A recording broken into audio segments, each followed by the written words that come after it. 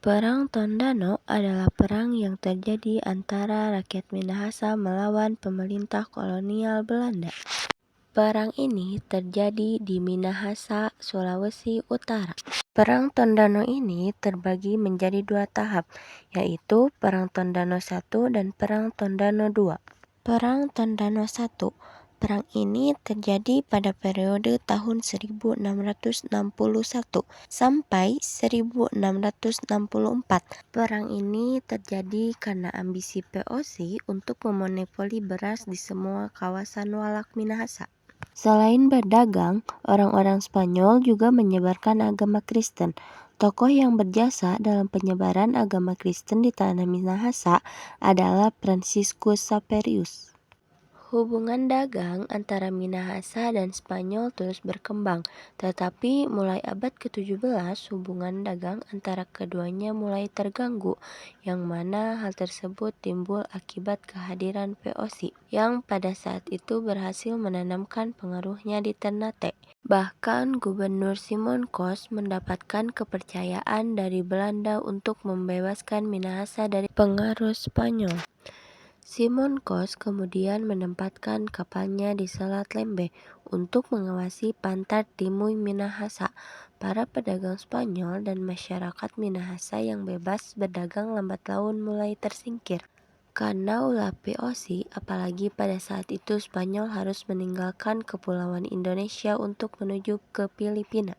Setelah usahanya merusak dan mengusir para pedagang Spanyol di Minahasa, Belanda tanpa basa-basi langsung memaksa masyarakat Minahasa untuk menjual berasnya pada POC, sebab Belanda mengetahui bahwa Minahasa merupakan produsen beras terbanyak yang ada di Sulawesi Utara.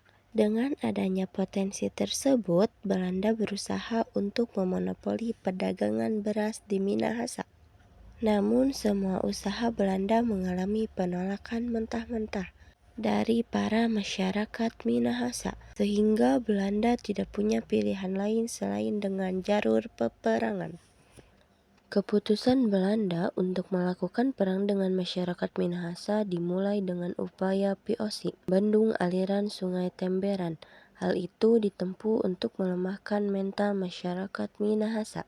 Pembendungan terhadap Sungai Temberan mengakibatkan aliran sungai meluap. Selain itu, aliran sungai juga mulai menggenangi tempat tinggal masyarakat Minahasa yang berada di sekitar aliran sungai.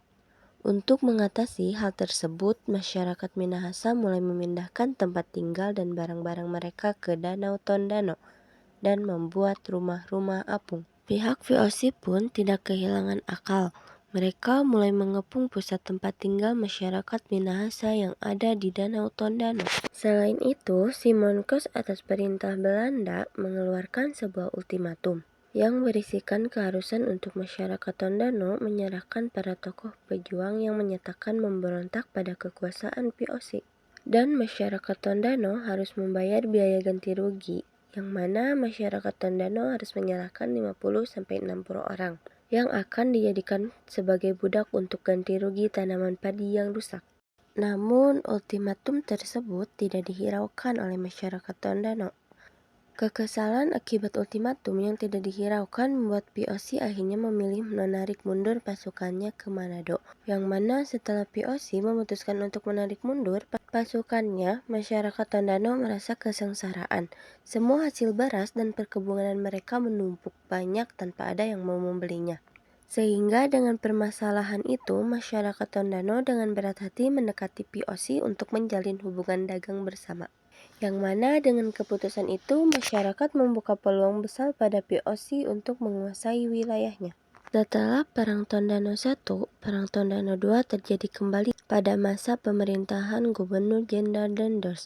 Pada masa itu, Denders menetapkan kebijakan baru tentang upaya memperkuat pertahanan untuk menahan serangan dari Inggris. Salah satu caranya adalah dengan merekrut pasukan dari kalangan pribumi, yaitu suku-suku yang memiliki jiwa keberanian tinggi untuk berperang, seperti Madura, Dayak, dan Minahasa.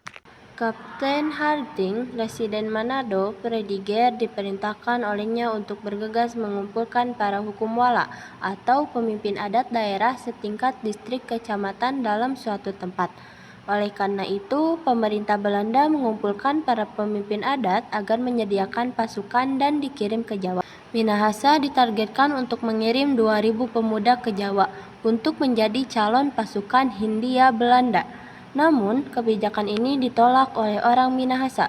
Justru mereka ingin melakukan perlawanan terhadap kolonial Belanda dan aktivitas perjuangan ini dipusatkan di Tondano. Dalam suasana yang semakin kritis dan mendesak, pemerintah kolonial Belanda kembali menyerang dengan menetapkan strategi membendung kembali Sungai Temberan. Tetapi strategi ini justru menjadi bumerang bagi Belanda karena Sungai Temberan yang dibendung mulai meluap sehingga mempersulit pasukan Belanda sendiri. Belanda lagi-lagi menyerang warga Tondano pada tanggal 23 Oktober tahun 1808. Besok harinya Belanda berhasil menguasai wilayah Tondano dan melemahkan serangan rakyat. Namun, orang-orang Tondano muncul kembali dengan melakukan serangan balik Perang Tondano II, perang dagang yang berlangsung cukup lama, mulai dari 23 Oktober tahun 1808 sampai 1809. Karena ketersediaan makanan dan kebutuhan hidup berkurang ditambah lagi perang yang tak kunjung berakhir, beberapa kelompok pejuang memilih untuk berpihak kepada Belanda. Pejuang-pejuang yang tersisa dipimpin oleh Lontosewu Lumingkewas. Mereka masih memberikan perlawanan, bahkan bertarung hingga tetes darah penghabisan di Benteng Urayan. Kisahnya tak kalah dengan perjuangan pahlawan nasional seperti Patimura, Sultan Hasanuddin, Pangeran Diponegoro, dan Tuanku Imam Bonjol. Cerita perang Tondano berakhir di tangan Belanda di bawah pimpinan Daendels. Pada tanggal 5 Agustus 1809, benteng pertahanan Malaya milik para pejuang hancur bersama rakyat yang berusaha mempertahankannya. Para pejuang dan rakyat itu lebih memilih mati daripada menyerah kepada penjajah. Kisah ini mengundang perhatian cukup besar sebab perlawanan rakyat Minahasa terhadap Belanda tidaklah tanggung-tanggung. Sinar matahari di ufuk timur tidak lagi menyambut Minawanua, tetapi bersedih melihat kehancuran, puing-puing dan mayat yang berserakan. Benteng Moraya dan Benteng Paapal kini terbengkalai, ditinggal oleh penjaganya. Wanua atau pemukiman tercinta telah musnah diterjang kompani. Dampak dari Perang Tondano dan perjanjian damai yang menyertainya sangat besar bagi rakyat Minahasa. Mereka kehilangan kedaulatan dan kemerdekaan mereka sebagai bangsa. Mereka juga kehilangan hak-hak dan kepentingan mereka sebagai rakyat. Mereka juga kehilangan banyak nyawa dan harta benda akibat perang. Mereka juga kehilangan identitas dan budaya mereka sebagai orang Minahasa yang tergantikan oleh pengaruh Belanda yang semakin kuat.